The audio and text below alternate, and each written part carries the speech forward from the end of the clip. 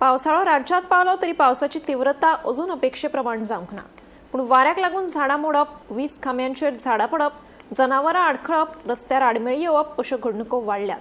हे फाटभुंयेर उजो पालपी दळान तोखणायेची कामगिरी केल्या। फाटल्या 15 दिसांत शेकड्यांनी आपतकालीन कॉलांक जाप दिल्या। फाटल्या 15 दिसांत उजो पालपी दळ आनी आपतकालीन सेवा खात्याक वट्ट 299 आपतकालीन कॉल आयल्यात।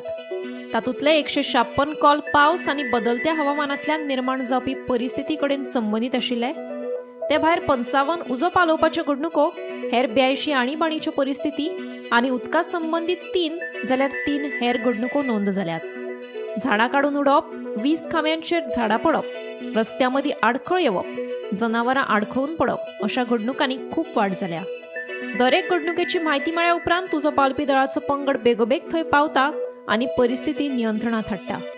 ह्या काळात दळान बेगीन आनी प्रभावीपणान प्रतिसाद दिवन 63 लाखां वयर मोलाची मालमत्ता वाचयली। पूण पावसाक लागून 11,95,000 मालमत्तेचें लुकसाणूय नोंद जालां।